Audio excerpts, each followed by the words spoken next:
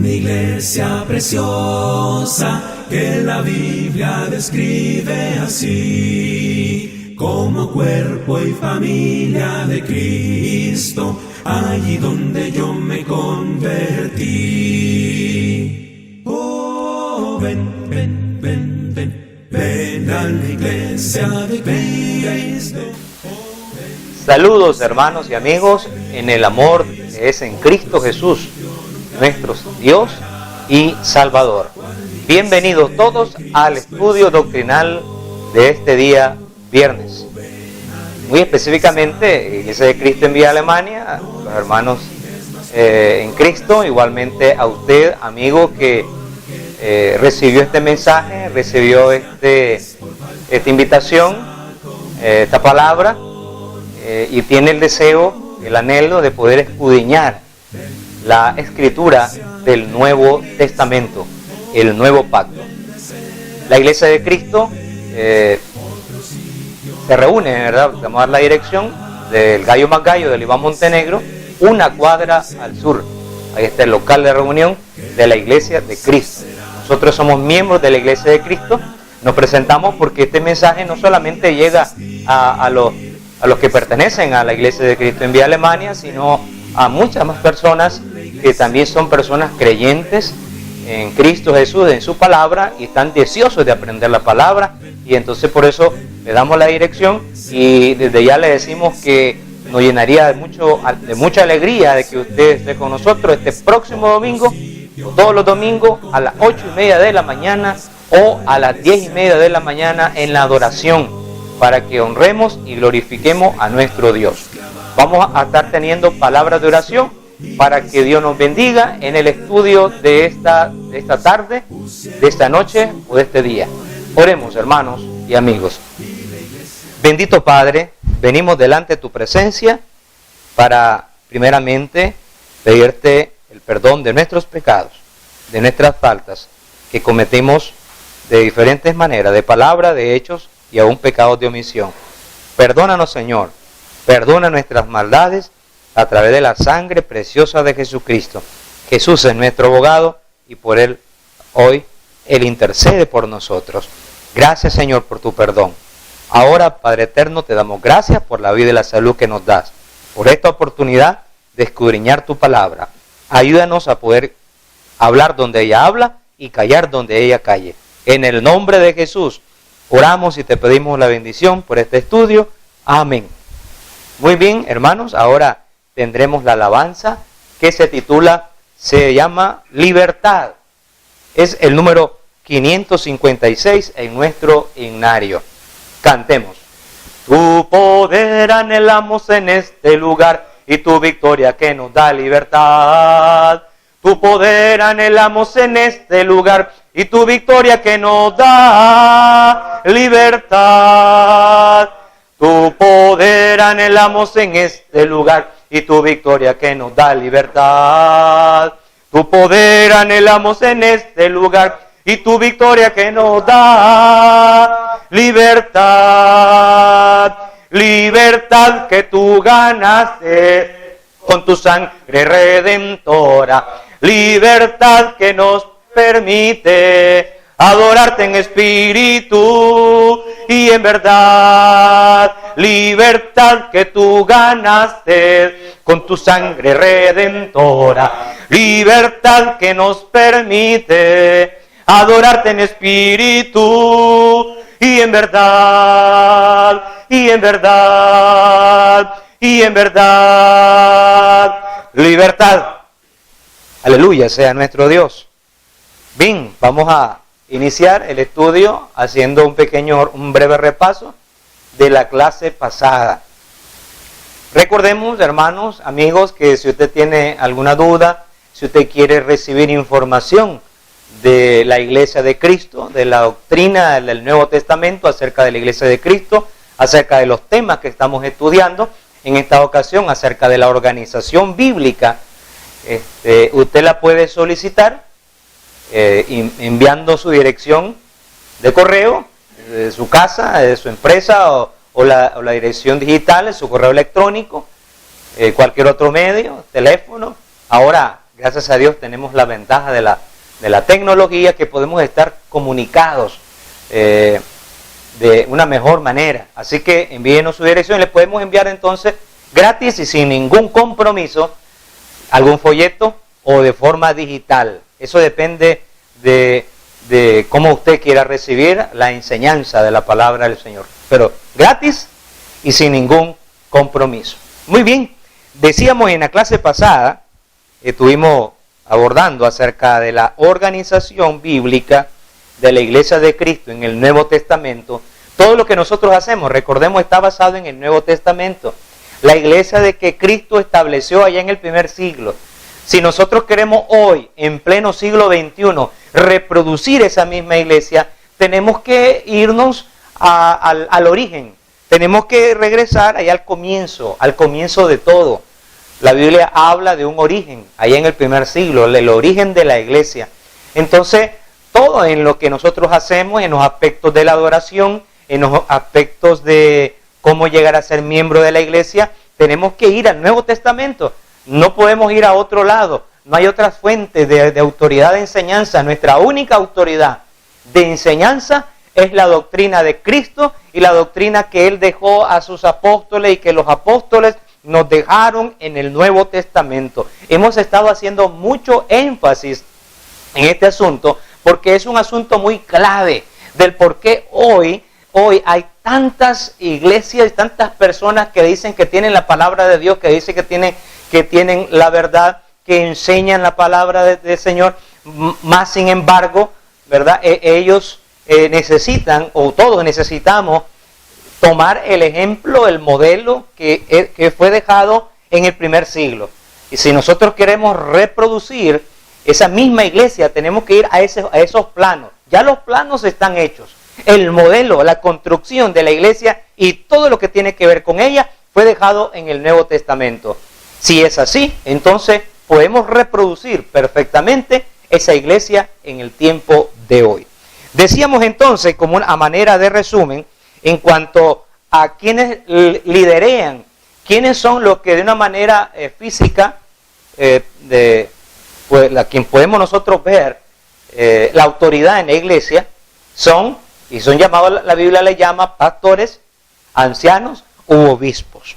Y la Biblia habla de que cada iglesia tenía una pluralidad de ancianos u obispos sobre cada congregación. Eso así dice la palabra del Señor. Cada iglesia tenía una pluralidad de pastores u obispos.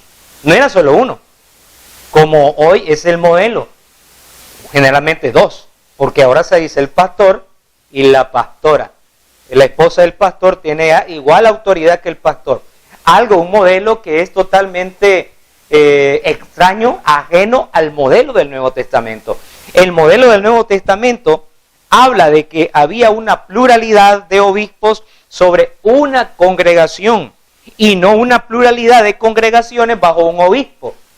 O sea, no había un obispo gobernando muchas iglesias. Eso es un patrón falso, es un ejemplo, es una enseñanza falsa, es un modelo distinto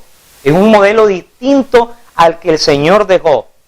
Varios, pluralidad, dos o más, que gobiernan una iglesia, y cada iglesia es autónoma. Es autónoma. ¿En qué sentido es autónoma? Hablé un poquito acerca de la autonomía de cada iglesia de Cristo. Hay una iglesia de Cristo aquí en el barrio Villa Alemania, hay una iglesia de Cristo en el barrio de Ucualí, hay una iglesia de Cristo aquí en Nueva Libia, en el barrio Nueva Libia, hay una iglesia de Cristo en las Mercedes, hay una iglesia de Cristo, hay mucha gente. Y así, cada una de esas iglesias, las que hemos mencionado, tienen sus pastores. Esos pastores tienen que velar por las necesidades, la enseñanza de cada iglesia local. Por ejemplo, si algún hermano, se extravía de la fe, anda desanimado y debe ser disciplinado, ¿quiénes son los que están llamados a amonestar, a exhortar o animar a ese hermano? Son los pastores de esa congregación. Y todo el proceso bíblico, son los pastores de esa congregación. Los aspectos de la administración de las ofrendas, los aspectos de las campañas, cuando se realizan las campañas y todo lo que tiene que ver con con la predicación de la palabra está dirigido por los pastores de esa congregación, por su rebaño. Asimismo, los hermanos de Ducualí, de Nueva Libia, la iglesia de Cristo en esos lugares, en esa localidad, en esos barrios, también son autónomos, pero todos dominamos la misma doctrina. Nos puede diferenciar los lugares, son distintos, pero lo que nos une es la misma doctrina, es el mismo evangelio, pero cada iglesia es autónoma. Nuestra cabeza, nuestro líder máximo, es una sola cabeza, porque no puede un cuerpo tener dos cabezas. Sería eso una deformidad, una mutación, una aberración, algo que no es natural. No es natural. En el Nuevo Testamento, el apóstol Pablo dice que la cabeza de la iglesia es Cristo y no hay otro más. No hay ningún otro pasaje en el Nuevo Testamento que diga que hay otra cabeza, solamente es Cristo. Entonces, todas las iglesias locales, todas las iglesias de Cristo, tienen por líder máximo a nuestro Salvador allá en el cielo. Nuestra sede, la sede central que tiene la iglesia de Cristo, no está en esta tierra. Nuestra sede central está en el cielo, porque allá está nuestra ciudadanía, allá está nuestra esperanza, como hemos estado dando estudios acerca de dónde está la esperanza del cristiano, en el cielo. Entonces, aquí en la tierra no hay una iglesia de Cristo central, como otros movimientos religiosos que se han apartado, lamentablemente se han apartado del patrón bíblico. Y entonces ellos tienen sede central.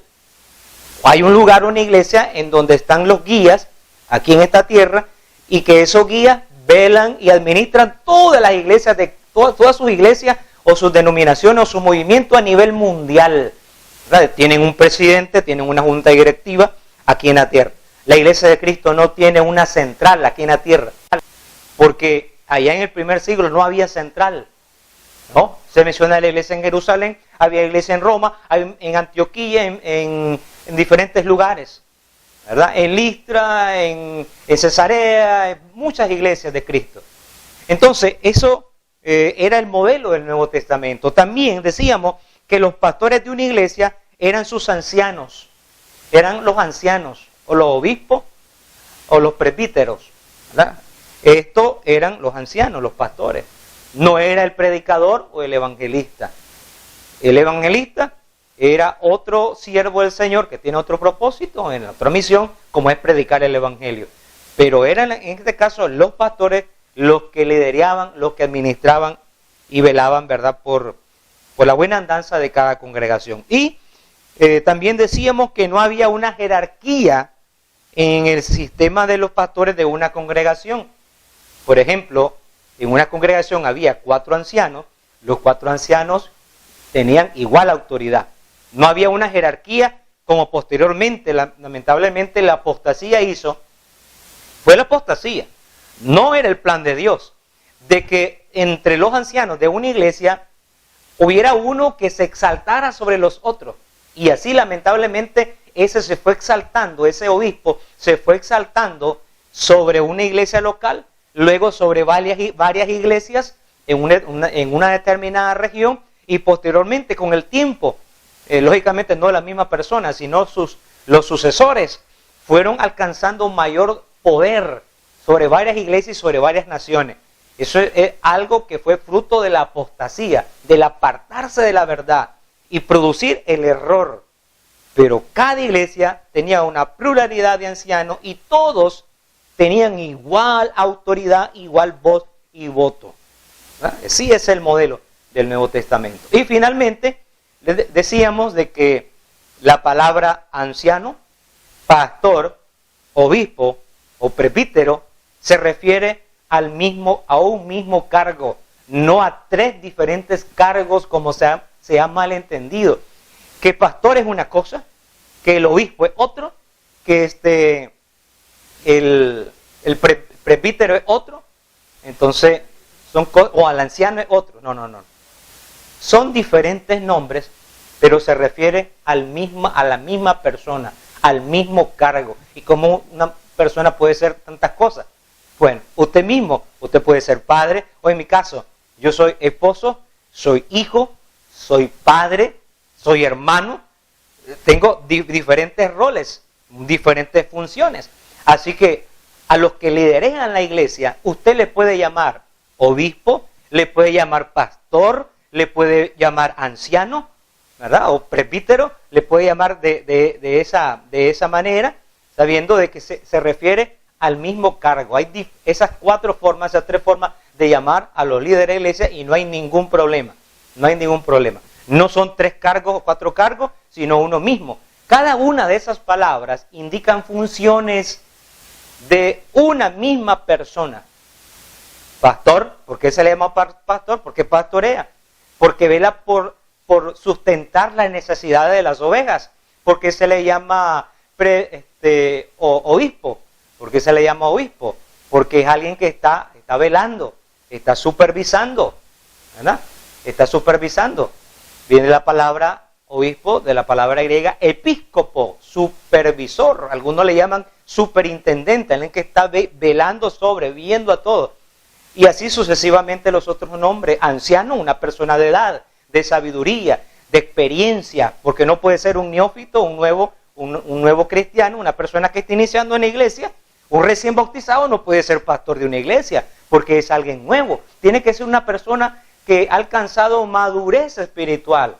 No es un joven, no es un niño. Es una persona adulta, una persona mayor. Anciano no es que tiene que ser un abuelito de 80, 90 años. La palabra anciano indica a una persona de sabiduría. De sabiduría. Que antes de actuar piensa, medita, tiene experiencia en la vida. De la vida. A eso se refiere la palabra anciano. Porque la otra vez alguien decía el anciano, pero ese no tiene ni canas. Entonces pensamos en anciano, alguien que está canoso y que anda con un bastón. No, anciano en la Biblia es una persona de experiencia, de sabiduría. Muy bien, entonces, si usted tiene alguna pregunta, quiere saber más acerca de este tema, recuerde los medios a través de cómo usted puede hacernos llegar su inquietud o su solicitud. También tenemos el correo electrónico, el email, como es conocido también, gonzalezgutierrez.julio1971@gmail.com o al teléfono 8954-7408. La Biblia habla de un cristianismo no denominacional. No denominacional. Vamos a estar viendo este tema porque tiene mucha relación con lo que hemos venido hablando.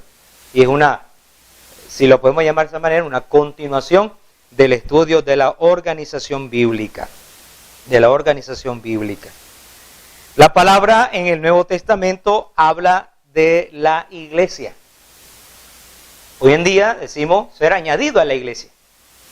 La otra vez que predicamos la palabra en el mercado, alguien nos preguntó y nos dijo, ¿y ustedes a qué denominación pertenecen? Fue la pregunta que nos hicieron. Pero no específicamente a mí, sino a uno de los colaboradores, una hermana. Le dice, ¿y usted a qué denominación pertenece? Una pregunta muy interesante y muy importante. ¿O a cuál iglesia? Pero generalmente se entiende la palabra ¿a qué denominación pertenece? ¿Qué respondería usted? ¿Qué responderíamos nosotros conforme al modelo del Nuevo Testamento? Al modelo del Nuevo Testamento. Permítame explicarle, amigo, que en el Nuevo Testamento no se le llama a la iglesia, o no existía en aquella época, denominaciones o sectas también, como es otro sinónimo de denominación. En aquella época la Biblia hablaba de iglesia, de la iglesia. En Hechos 2:47, por ejemplo, dice la palabra que el Señor añadía cada día a la iglesia. Ya la iglesia estaba establecida ahí en Jerusalén. Luego fue creciendo cada vez más. Vamos a ver algunos ejemplos. Pero en aquella época, los discípulos que se convirtieron, las personas que se convirtieron llegaron a ser discípulos de Cristo. Fueron añadidos a la iglesia y no pertenecían ellos a ninguna denominación, sino que eran miembros de la iglesia. ¿Podemos nosotros entonces hoy en pleno siglo XXI, en medio de tanta confusión religiosa, llegar a ser? Yo sé que tal vez es una posición bastante difícil, dirá alguno, pero no, es la lucha que nos ha mandado el Señor a mantener su unidad y la pureza doctrinal. Es una lucha que nosotros tenemos a diario. ¿Será que hoy en día nosotros podamos ser miembros de esa iglesia a la cual fueron añadidos allá en el primer siglo, en el día de Pentecostés? A la iglesia que predicaba Pedro, a la que pertenecía Pablo, a la que pertenecían los apóstoles, a la que predicó Priscila y Aquila, y todos los otros siervos, a Timoteo, Juan, otros discípulos y siervos del Señor. Queremos definir la palabra denominación. La palabra denominación, según el diccionario, el pequeño Larousse, viene de la palabra denominar. La palabra latina denominare, en el español denominar, que aplica un nombre a una persona o cosa, de acuerdo con un estado, de acuerdo a la calidad, etc. ¿Qué es denominación? Es un nombre, es una forma de llamar a una persona, a una cosa, en este caso a una institución. Es una forma de llamar, denominación. Otra palabra bastante usada hoy en día es la palabra secta. ¿Y ustedes de qué secta pertenecen? La palabra secta viene del latín sectum, que significa seguir. Dice conjunto de seguidores de una ideología doctrinaria. Conjunto de seguidores de una doctrina, de una ideología doctrinaria. Sociedad secreta, especialmente de una confesión religiosa. Ese es el concepto de la palabra secta, según el diccionario pequeño Larousse. También el diccionario Webster define denominación, dice, no sugiere el hecho de ser una parte de algo. El diccionario Webster, ¿qué es denominación? Es una parte de algo, es una porción de algo. Y se aplica también a la denominación, la palabra, cuando nosotros tomamos un Córdoba, ¿verdad? Y entonces ese Córdoba lo podemos dividir en varias partes. Entonces puede ser de 25 centavos, 4 monedas de 25 centavos, o dos monedas de 50 centavos. Es la denominación, es una parte. Si usted tiene un Córdoba, 4 monedas de 25 centavos, una moneda de 25 centavos es una parte del Córdoba. Por eso es bastante interesante la definición de Webster, diciendo de que una denominación sugiere el hecho de ser una parte de algo. El pastel completo, puede usted tomar una porción, un pedazo, un trozo, es una parte de algo. Una clase, sigue definiendo Webster, una clase o sociedad de individuos llamados por un nombre. Por un nombre. Secta, dice, un partido que se ha apartado de una iglesia establecida. En estas definiciones podemos notar algo muy interesante. Es una parte de algo, no es el todo. Es una forma de llamar. Y hoy en día, lamentablemente, ¿cuántas formas de llamar tiene la iglesia? Y hay esa confusión muy grande. ¿Cuántas formas de llamar a la iglesia del Señor? Y entonces muchos dicen, ¿cómo podemos hacer para identificar y para saber cuál de estos nombres con el cual se menciona hoy en día los movimientos religiosos es el correcto? La Biblia nos dice que en el primer siglo la palabra denominación no era agradable, como hoy en día se dice con tanta naturalidad. ¿Qué denominación sos o qué secta? No, en el primer siglo las denominaciones o la división o ser llamado de diferentes maneras era algo que fue condenado por el apóstol Pablo, por los apóstoles. ¿Recuerdan ustedes en 1 Corintios 1, 10 al 13? Estaban divididos en partidos o en sectas. Y eso fue agradable. El apóstol Pablo aplaudió a los corintios porque decían, yo soy de Pablo, yo soy de Apolo. Otro decía, yo soy de Cefas. Estaban llamándose los grupos en dependencia de quién los bautizó. Ya desde ahí estaba comenzando la división, el denominacionalismo, el sectarismo. ¿Y qué dijo Pablo? No, está bien, qué bueno que nos separemos, que nos dividamos y nos pongamos los nombres que querramos. Qué bueno, qué alegre, que Dios está contento ya en el cielo. No, al contrario, Al contrario, Pablo estaba decepcionado porque dicen, ¿quién es el que murió en la cruz del Calvario por ustedes? ¿Fui yo? ¿Fue Pedro? ¿O fue Apolo? No. ¿Y en el nombre de quién fueron ustedes bautizados? ¿En mi nombre o el de Pablo, de Silas? Hace como unos 5 años atrás, allá por el Puente del Edén, en ese lugar pasé yo, había un lugar donde dice, pusieron un movimiento religioso, una iglesia que decía, iglesia de Pablo y Silas, o iglesia cristiana, decía, iglesia cristiana Pablo y Silas. ¿De qué manera? O sea, ¿cómo puede uno saber cuál iglesia, cuál es la verdadera, o cuál es la correcta, cuál es el camino correcto? Una iglesia que no glorifica a Jesucristo, que no glorifica a Dios, que no glorifica a aquel que murió en la cruz del Calvario, aquel que merece, el dueño, el que compró la iglesia. Una iglesia que toma denominaciones y nombres que aparecen en la Biblia. Y quiero mencionarle algunos otros nombres. Por ejemplo, la iglesia cristiana Rosa de Sarón. Rosa de Sarón. ¿Quién es Rosa de Sarón? Se le llamaba a Israel. Era un lugar. O iglesia Esmirna, ahí en el barrio María Auxiliadora, todavía creo que está, hay una iglesia evangélica que se llama Esmirna. Hemos oído también hablar de iglesia Camino de Santidad, nombre, denominación, le ponen diferentes nombres que no glorifican a Dios, que no glorifican al que murió en la cruz. ¿Qué cosa es Esmirna? Esmirna era un pueblo, era una ciudad. También hemos oído hablar, iglesia Monte Oreb, iglesia evangélica cristiana, ese es el nombre, Monte Oreb. ¿Y qué es el Monte Oreb? Era un lugar en donde Dios dio la ley. Dice, es que aparece en la Biblia. Ese argumento es flojo. Decir que porque algo aparece en la Biblia yo voy a ponerlo. No, eso es interpretar, como en otras ocasiones lo hemos dicho, erradamente las Escrituras.